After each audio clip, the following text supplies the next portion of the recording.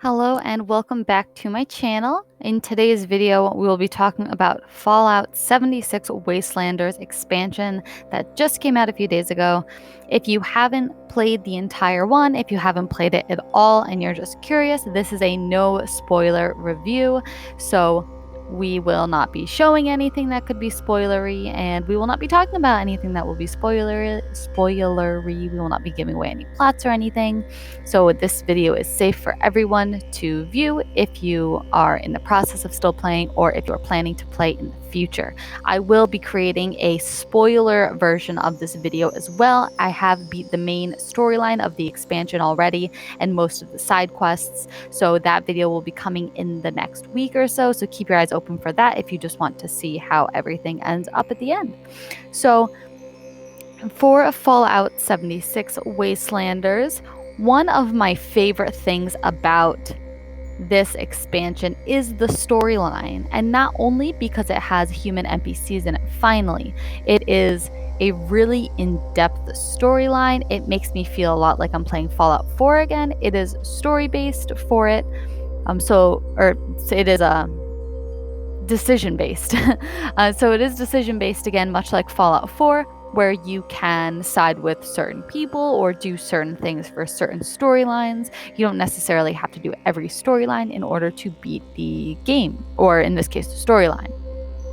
You can play this expansion or this version if you have not played Fallout 76 in the past. They did a really amazing job with this expansion for new players as well as old players. So, for instance, when you started the game originally, you left Vault 76 and you went out into this world and there was nothing there. Now that they have the expansion there are human NPCs when you exit that vault, and they kind of guide you on how-tos. They give you certain quests that help you learn how to use the equipment, such as your camp, that kind of thing. So if you have not played Fallout 76 previously, you can go in and play the expansion. I know there are a lot of things with it that you have to be, I believe, level 20 to do, but there are enough starting out quests where you can hit level 20 in probably 5 to 6 hours. So there is a bunch of intro quests into the game if you are curious about it. If you held off on playing Fallout 76 until the expansion came out, you can go ahead and play with the human NPCs as if that was the game that they released. I thought it was great before the expansion. I also think it's great after the expansion. So I loved both of them, but I know a lot of people hated the original, or not the original, but before Wastelanders came out. If you did not like the way Fallout 76 was before Wastelanders, definitely go ahead and give Wastelanders a try. There are human NPCs now, if you've seen any of the videos, and as I previously did mention already, there are a ton of them. So just some of the other things about this expansion that are super fun and I really like. There are two main factions in the game. They did already show them in the previews, but they are the Raiders and the Foundation, or the Settlers. So those are the two main factions. I'm still figuring out how to become a Mothman cultist because I think they are super fun, but I have not found a way to get around them attacking me yet. So maybe that will be in a future expansion of the game where you can join different factions. As of this point, I have not been able to join anything besides the Foundation and the Raiders. With the new factions in the game, they do have a reputation system, which I am a huge fan of. So what that means is you can do quests for the Foundation and or the Raiders, and your reputation will go up with that specific faction. So I believe it starts off at unfriendly, then goes to neutral, and then comfortable. So there's all these different stages, and you have to do a bunch of daily quests and the main quests, and your reputation will go up with them. Once your reputation goes up with them, you can get better armor, you can get better gear, guns, weapons, all of that stuff. So you want to get the reputations high, and I think it's a really good thing that Fallout 76 did a reputation system like that, because it keeps you wanting to log in every day to do the dailies. After you beat the main storyline, there isn't a whole lot of big plots to get that reputation up. So you do have to do the dailies in order to bring that reputation up. So it will keep you playing at least once a day, if not more. And if you've played any Fallout games in the past, once you sign on, it'll be 10 hours later and you won't know what happened. So it's very time consuming. This new expansion took me around 30 to 35 hours to beat. I've seen people online saying that they beat it in under 18 hours.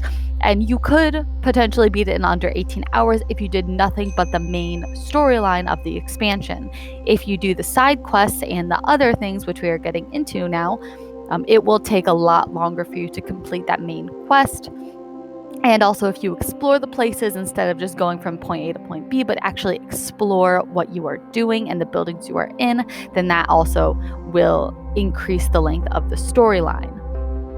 So a lot of the side quests are geared around the Foundation and the Raiders in this. However, they did add new characters or allies, which you can unlock and bring to your camp. This is very much like in Fallout 4 when you'd have somebody travel with you and you could talk to them, they'd help you fight, they would heal you occasionally, but they do not come on the quests with you. These characters are simply there to come to your camp, which they did have images and pictures of these in trailers that Fallout was releasing previously. So you can get different allies. These are different characters who you have to do a mini storyline for, and then they give you their station to build at the camp. Like one of them has a bar, so you can build his bar at the camp. Then he goes to your camp and you can do dailies with them. They also have their own main storyline that you can do with them. So you can get different allies. The only thing I do not like about this ally system is that you can only have one ally at your camp at a time, opposed to Fallout 4 where you could have a bunch of different people there at the same time with you. So you can only have one station built or stored at one time. So if you want to do a different storyline or you want to have a different station, you have to completely scrap that first one and build the second one. So some other things I really liked about this expansion, there are new weapons. I'm not quite sure the big weapons, but I know that there is a bow. There is a shooting bow, like a bow and arrow, and I built this. One of the first things I did was get that plant and I built it. I love using bow and arrow in video games, but there is a huge downside to the bow and arrow in the Fallout 76 Wastelanders expansion. You have to aim with one trigger on your controller, or if you're using a PC, I'm sure it's different buttons. And then you have to, I have a PlayStation 4, so you have to click L1 in order to draw the bow back, and then you have to hit R1 in order to shoot the bow. I have not found out a way to use VATS with the bow yet, and it takes a very long time to shoot that bow. I have heard that there are exploding arrows and different kinds of bows you can get. As of this point, I have not found those, but since I did beat the main storyline, I will be looking into that. If you guys want to see a weapons video or a bow and arrow how-to video, let me know down in the comments, because I will be in the process of finding out how to get those different arrows, like the exploding arrows and all of that. Some other new things in the expansion, they have updated a lot of areas in the map. So areas that were previously abandoned or previously only had robots in it are now updated to have human NPCs. They've moved into them. So if you go to Flatlands, for example, it's one of the first starting places on the map. I'm sure that if you've played, you've definitely been there. It's where you first meet the responders. There is now a human NPC responder in there as well. So if you are new to playing the game, once you get to Flatlands and you do that quest, you will not be doing it through the terminals and the robots. You'll be doing the responders quest line through an actual human NPC, which I thought was cool. I went back to check it out, and I've just been exploring other places that previously were abandoned or previously only had robots in it, just to see what's new there. They redid so much of the map. There are many areas now that are marked with different symbols. For instance, the Blood Eagles, which are the bad raiders. So those ones are the ones that you cannot side with, at least to my knowledge of this point. They have settlements all over the camp, or all over the map, so it looks like an eagle. So obviously the eagle logos are the Blood Eagles places on the map. But they definitely they didn't expand the map, but they expanded the areas within the map that they did previously have. So if you do beat the main storyline, just go and explore. There's some. My recording device cut me off halfway through, so like I was saying, definitely go and explore if you've done the main storyline or you're just looking for some extra stuff to do on the side. It's definitely something to look into.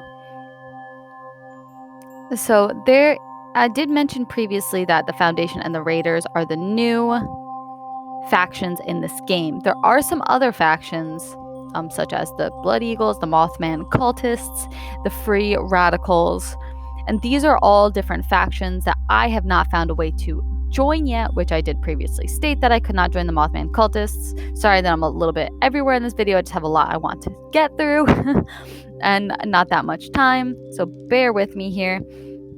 So again, I'm assuming that in the next expansions, or if it's already in the game, that you could join something like the Free Radicals or the Mothman cultists. And I hope that in the future they will be adding more factions into the game so that you can be a member of the Brotherhood of Steel. So all of those things, even if they don't add new ones, if they add old ones into the game, because there's a lot of Brotherhood of Steel areas in the map already, and there was a quest line before the Wastelanders expansion came out geared around the Brotherhood of Steel. So I think it would be super cool if they added them back into the game. So that is it on factions. Leave a comment down below if you want, whether you are a Foundation or a Raider fan, or if you like them both. Let me know in the comments. So 2 more things I want to cover in this video. One of them is instance only areas. I've only found one of these so far. It's called the Wayward. It's like an underground bar. It's one of the quests you get very, very early on in the Wastelanders expansion. But before you go in, it says that it's an instance only for your character. So anything you do in that room does not affect anything else in the outside world or on the server that you are on. I have not explored that too deeply yet, but I will be doing that very soon. I'm very curious to see why only certain places are instance only, but other NPCs in the game and the storyline are not in the instance only rooms, and they affect just your storyline and not necessarily the world or the server that you are on. So I'm very curious to see how this develops over time with these locations that only you can go in by yourself and change. And last but not least, we do have to discuss the new creatures in Fallout 76 Wastelanders. They released creatures called floaters. They have a fire and ice, and I believe the last one is poison. They are super tricky and super difficult to battle. They float around, and one freezes you, one sets you on fire, and then the other one poisons you. So if you run into these 3 in the wild, definitely make sure to put on your power armor or throw some grenades. They are super tough guys. And then in the Wastelanders expansions, there's also a Wendigo Colossus. I have not ran into him yet. I did hear that you have to maybe set off a bunch of nukes in different areas to see if he will spawn, but I don't have too much information on that at that point. I have not done it yet. So if you guys want to see a video of me trying to find a Colossus Wendigo, leave a comment down below. That actually sounds pretty fun. I may just do that anyways. But thank you so much for watching my Fallout 76 Wastelanders review videos. Go ahead and subscribe to my channel if you want. Check out my social media. Everything will be linked down below in the comments, as well as my Twitch. I haven't been streaming that much because I've been having internet problems, but I hopefully in the future will be able to stream a lot more gameplay live. And if you want to see any other videos or more videos like this, let me know in the comments down below. I will see you all in the next video.